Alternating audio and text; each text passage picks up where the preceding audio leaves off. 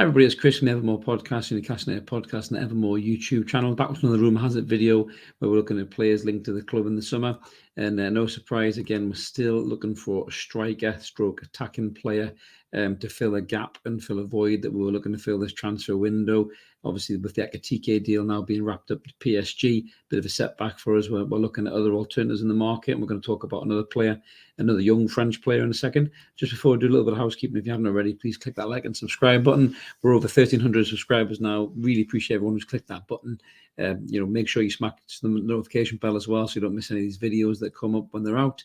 And would love you to join us. Loads of content coming. So without further ado, let's get stuck into this player. So as I mentioned, the strike-end situation is still a huge void in the team. Eddie Howe was recently quoted over in Austria saying that we still need goals. He still thinks that we're going to do something this window. He says we're not finished yet. So there will be some alternatives, I think, lined up for that striking berth. Obviously, Ekitike was penciled in as a player who was going to fill it. I mean, he was nearly pending, to be fair, until it all went a little bit sour, and he's now at PSG.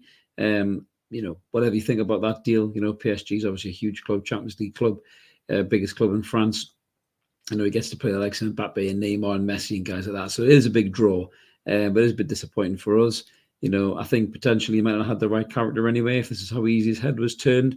Even if he came here and started to play well, who's to say he wouldn't be whinging for a move, in 7, 8, 9 months or whatever. So maybe we've dodged a bullet, but we're going to look at some of the alternatives now. And there is a player that is being linked to us by a few people in the media. It's now doing the rounds on social media as well. And I'm going to pull this player up right now for you. And that player I'm talking about is a young French player called Sekou. I hope I pronounced that right. 19 years old, plays for Bordeaux, right-footed. As you can see there, not loads of experience in terms of his first team opportunities, as Mark's put on there. But in terms of his kind of statistics of what he did last season, he had 26 League One appearances. He got 6 goals, 1 Coupe de France appearance, no goals. So in 27 games, 6 goals. So not a huge return, but again, the lad is only 19. In terms of what he is as a player, as much as I know about him, very quick feet, very skillful, can play left side midfield, can play up front.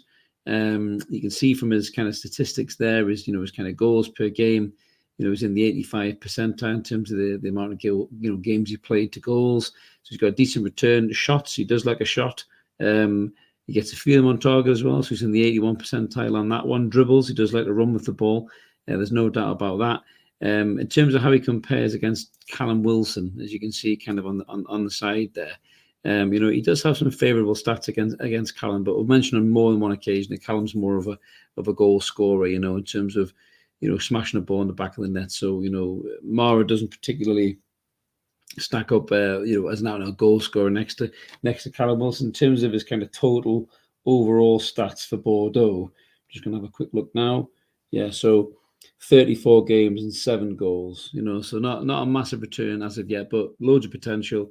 19 years old. He was in the same French under-21 side as Ekitike. I remember watching one of the tournament games. I think Mara actually scored and Ekitike didn't. And all eyes were on the big number 9 at the time, because we thought we were signing him. But Mara actually did play really well in that game. He found loads of space. He ran the defence ragged. He's played, for France right through the levels. He's currently in the under-21s. And I think the lad definitely has something about him. I mean, what I like about him is he can play, he can play either wing or he can play up front.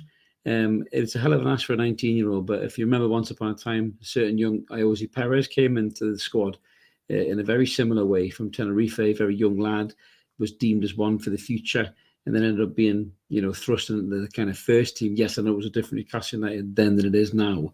But, Perez went and scored a few crucial goals for us and became a really good player for us. So potentially this lad could do the same. The asking fee from him is very, very low. So the asking fee, I believe, is £13 million, which is a pretty decent value for money if you think about how much we're going to pay for Ekitike.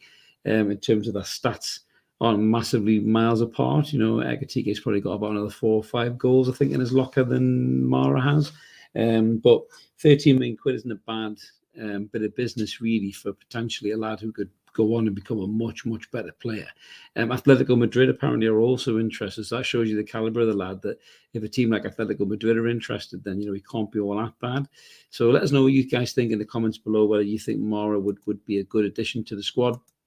For me personally, I think we're in a position now where we kind of need somebody in. We did a video on Zapata the other day, and I think as much as Zapata's 31 years old, 20 million quid, I think Atlanta want from him. Personally, I think I'd rather go for Zapata, as much as that sounds a bit of a waste of money. But I just think he's more ready-made. He's more built probably for the Premier League. He's big, he's strong, he's quick. He knows where the goal is. He's played against Premier League opposition in Europe as well. So for me, I think, Zapata might be a better option, but I wouldn't knock this lad if he came in. He's obviously got some ability about him, and he could potentially go on to be a hell of a player. But as I mentioned, let us know what you guys think in the comments below. We always love hearing from you, and we try to reply as many of you as we can. And as I mentioned at the start, if you haven't already, please click the like and subscribe button. I forget the button up there, press the wrong button. We're looking to get as many subscribers as we can. We'd love to start the season with 2,000 subs, but we're a little bit way away from that. We're 700 away, so as many of you can hit that button, we'd really appreciate it. And thank you so much for the lovely comments of the guys who have done it so far. Mark and I are going to be back with another What's Going On Monday night at 10 o'clock, so that's live. Feel free to come in the comments and let us know what you think about what we're talking about. We are going to be talking about the new CEO that was announced. I know a lot of other pods have done follow-up videos where it's going to talk about what's going on and, have a bit of a chin wag with whoever's in the comments as well. And then we'll all be back for a podcast on Wednesday, the Evermore podcast. We'll be covering a few other things, including, the fallout from the Monday night game or Monday afternoon game that we've played against Mines. And I look forward to the other pre-season games forthcoming. So until then, this is Chris signing off. Let's keep supporting that team with Core United. Thanks for watching, and we'll catch you later.